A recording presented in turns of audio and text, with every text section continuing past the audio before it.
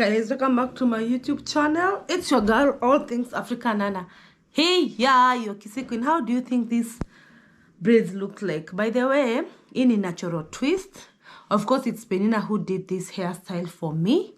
And let me tell you, maybe if I had doing my hair, because in Ukienda Umoja Market, they charge 2,500, and her, she charges 2,000 or 1,500.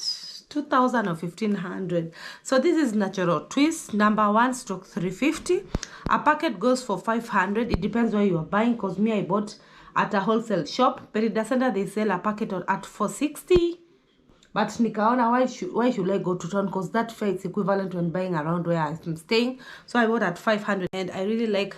They are so light. Let me tell you guys, you can do anything. And you know, I never had to plait like sister locks. There's a way they can also do it as a spring twist, but me, I prefer this. What do you think? How do I look with this hairstyle? So let us continue. Let me market myself first, that I do concierge services, aka virtual assistant, aka errand girl. This basically means that I can do errands at the comfort of your home, and I'm very, very affordable. I keep on rambling, and I keep on repeating that the good thing with me, I make sure that I interact with my clients. Whatever they've sent me, I make sure that I communicate with them via WhatsApp, so that whatever they have sent me, they are content with it. And with this business, it requires trust for both parties, by the way.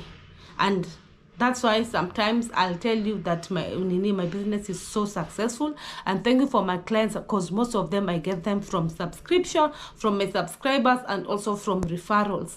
Another thing, guys, I'm an Airbnb guru. This basically means that I can, if you want to do an Airbnb business, I can house hunt for you in whichever town that you want, be it Mombasa, Nairobi, Nakuru. I can house hunt for you. I can furnish for you. I can market for you, and I can manage for you, and I'm very, very affordable.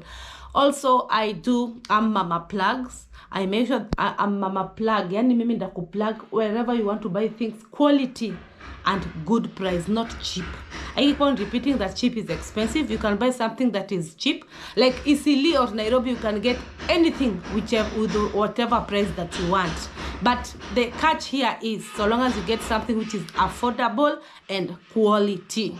Sasa leo, acha sasa niwaambie also, if in case you are here and you've not subscribed to my channel, please do so. Also like my video, so that my channel is recommended to other YouTube watchers.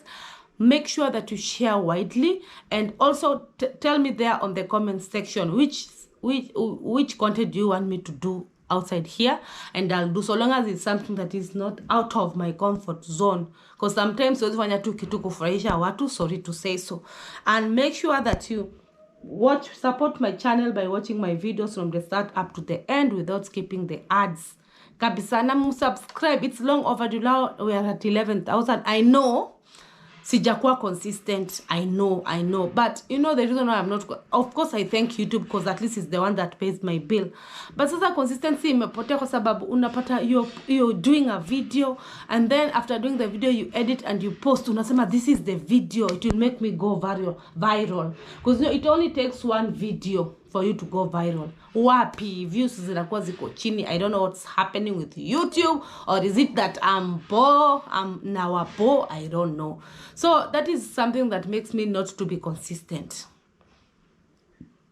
So I do other things, because you know lazima ungangane so that you get a shilling. You hustle ndo upate your shilling, because hizi bills hazitajilipa peke yake. So on today's story, it's a story time, guys. I know you really love story time. Hii nayo mtabambika nayo, ama like I'm really exposing myself. I'm not happy, but let me just say it. It's a story about how a boy wanted to ruin my life. Wacheni niwaambie, I am the type of person who, when she loves, I love hard. But if I hate you, I hate you hard also. So this guy, he was a Somali guy. That time I used to live in Pangani, and I used to have some businesses in Pangani. Yeah.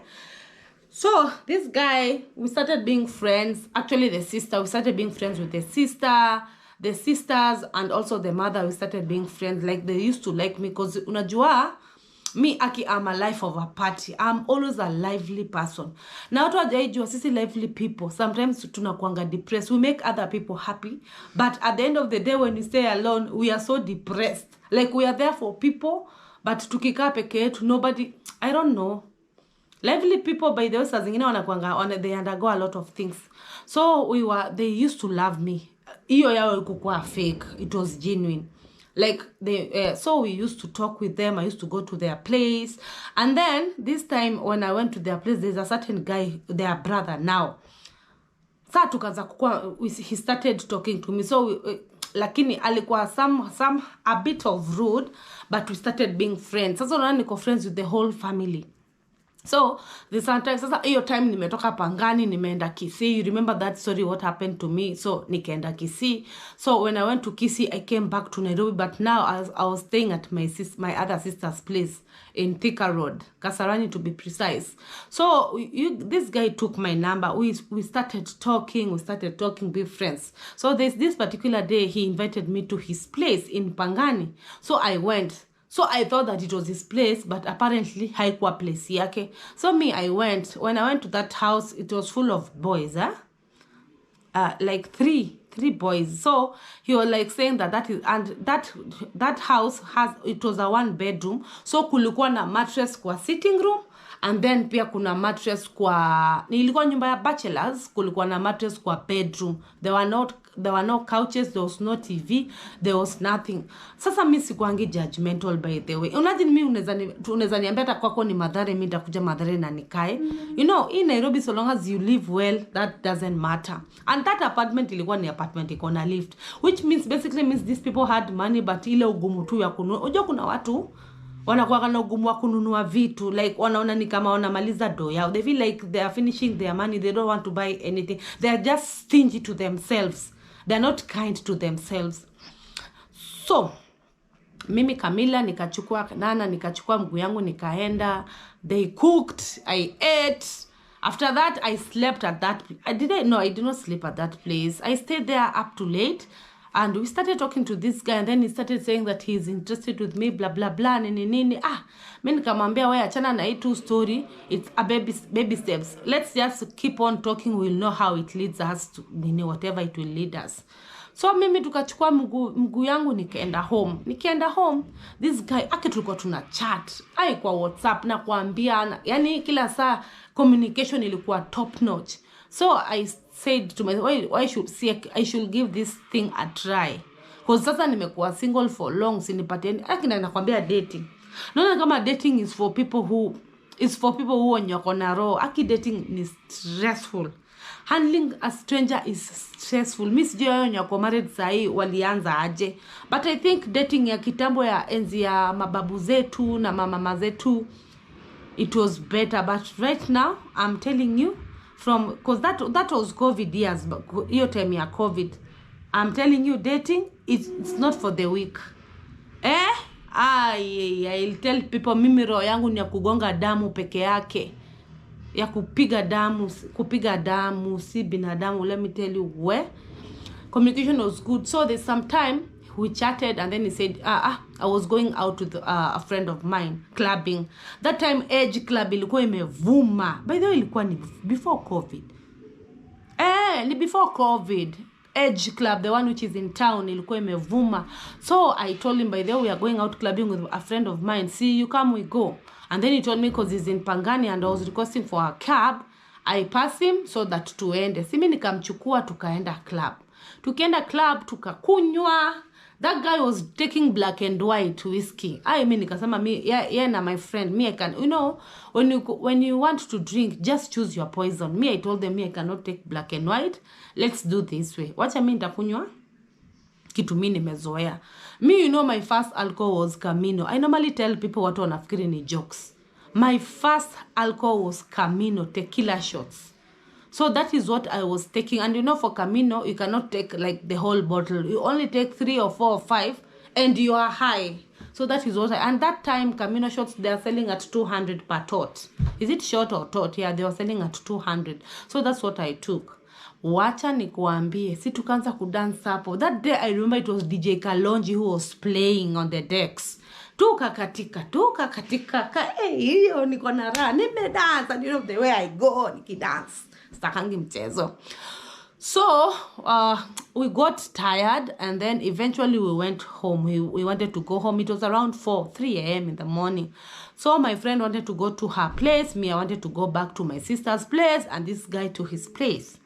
So this guy said that he doesn't want hataki mimi niende wapi, niende home, tuende naye. Kaambia mimi I cannot go with you because sitaki tena tuanze kusumbuana, because you know, maybe of course the next thing was having, you know, YouTube in a edit out some words we were supposed to make out. Me, I didn't want to make out with this guy. He sasa sikuenda, sasa kila mtu akaenda home. Kwenda home, he was so mad at me. So mimi nikasema huyu basi labda intentions zake zilikuwa ni mbaya, because me I wanted to know his side when he drinks alcohol, how he behaves, because unajua alcohol inaletanga character ya mtu.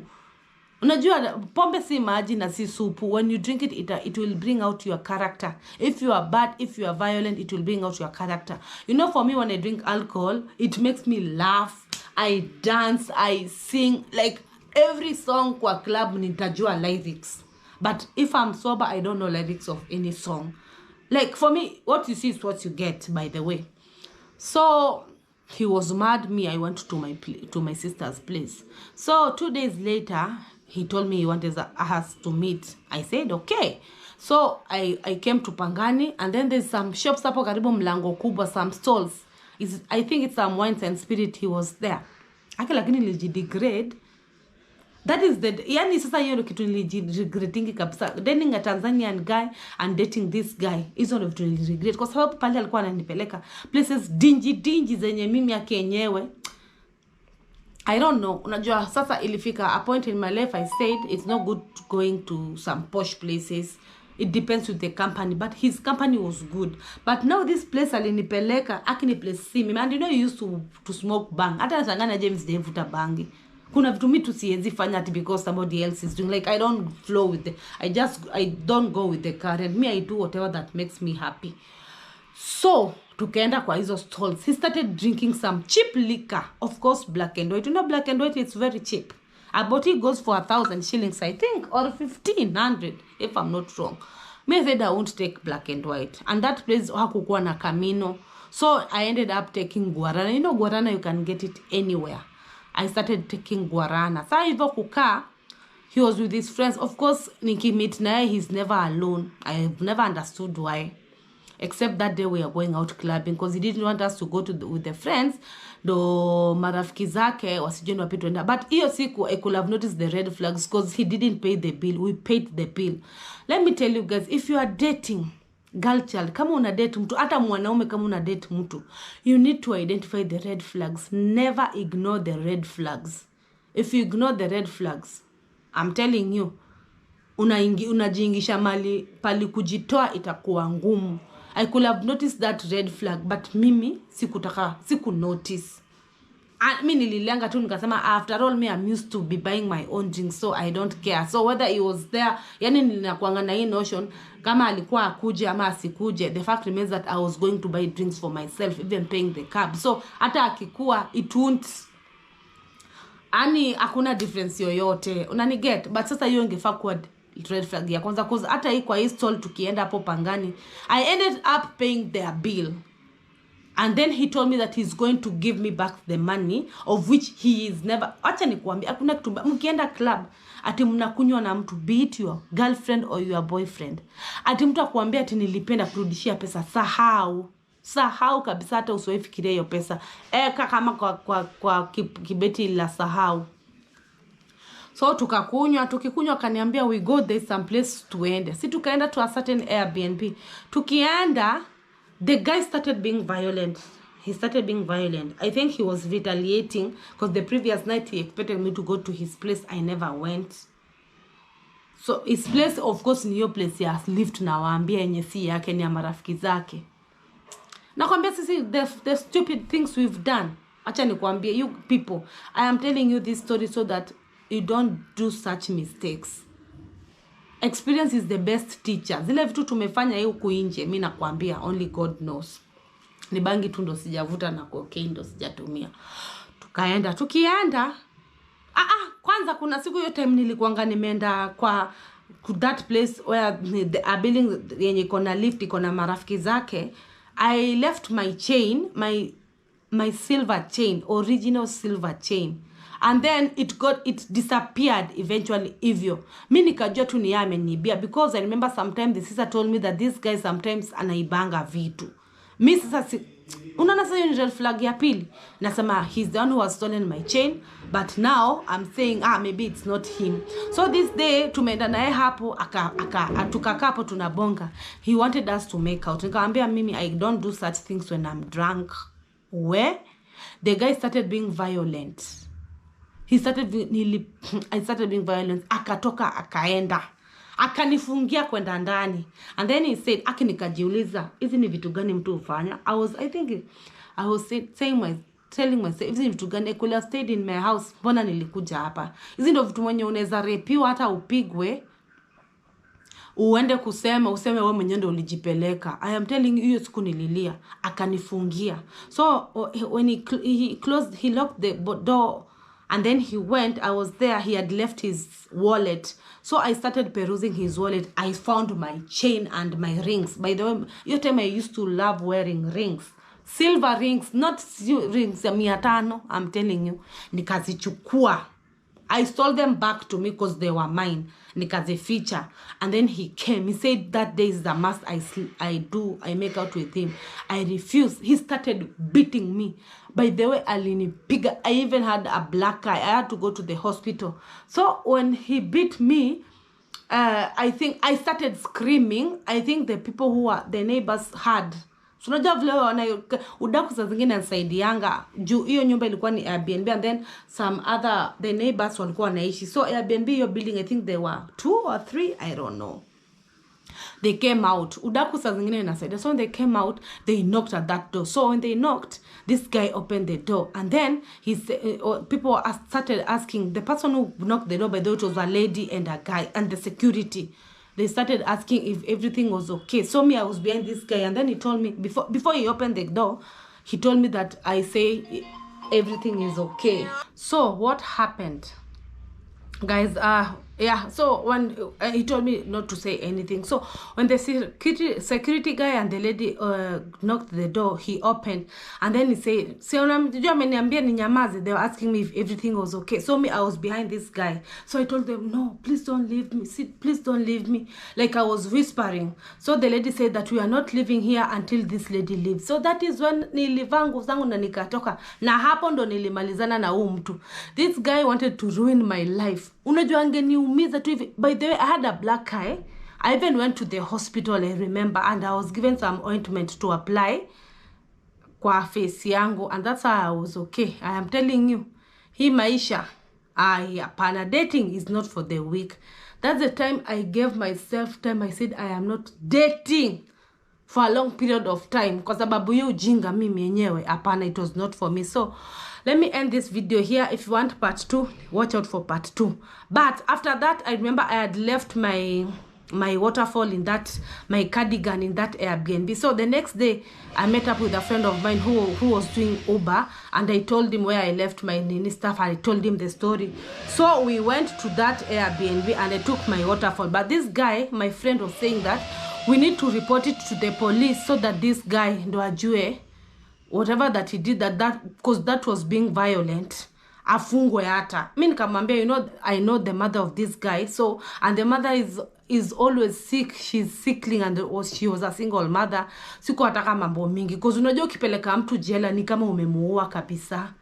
And then they wanted hata tu ilipo, because I remember we had even called a certain CID, and then he said I go and do an OB, and then after that they will follow this guy. And unajua sasa kijana, I think he was on steroids, he used to smoke bang and all that. Sasa that's how everything went to haywire. But I'm telling you guys, to cut the long story short, I decided to end anything with this guy. I think he was bitter because I refused making out with him. I'm not saying that I'm a virgin, but I normally tell people, is if it zinakujanga chemistry, inakuja peke yake. You don't force issues.